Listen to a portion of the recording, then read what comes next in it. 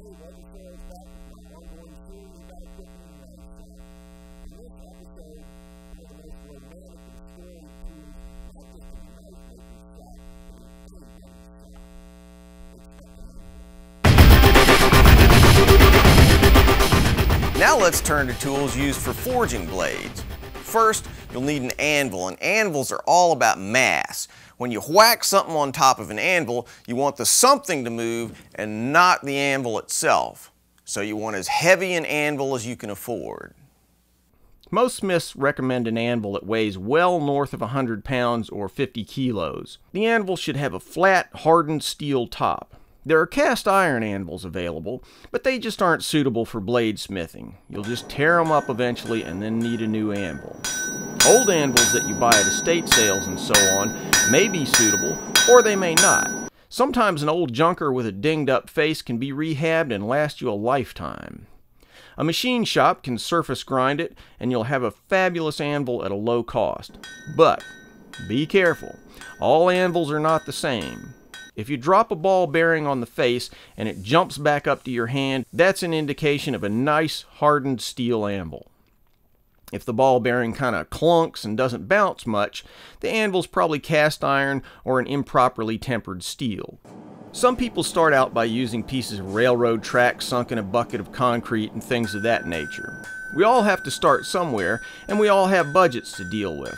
You can do fine work on a piece of railroad track, but you'll do better work and it'll be easier on something that was actually intended to be an anvil. So in the long run, you'll probably want a high quality anvil. Back when I bought this 130-pound mangle, it ran me about $700 including shipping. Worth every nickel. An anvil should be positioned on something massive. The old tree stump is the classic method. Some people sink them in a bucket of concrete. I used 6x6s.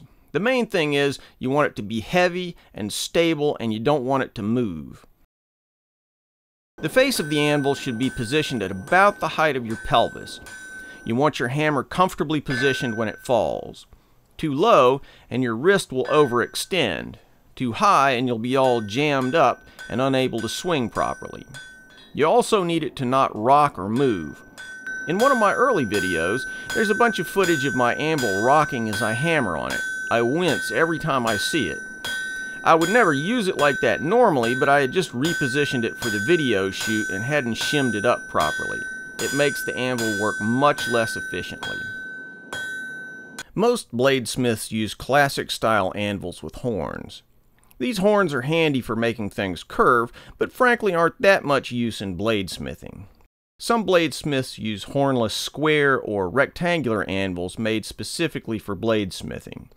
Pound for pound and dollar for dollar, these are much more efficient than the old-fashioned blacksmithing or farrier's anvils, because all of the mass is directly under the forging surface. I will say, though, that it's nice to have the square holes known as a hardy hole that you'll find on classic anvils.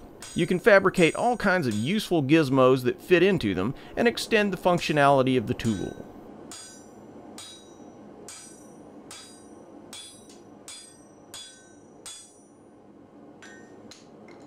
Hey guys, thanks for watching. If you enjoyed this video, please subscribe to my channel and check out my website, waltersworrellsblades.com, where you can find a more comprehensive and complete version of all these tool videos that I posted here on YouTube.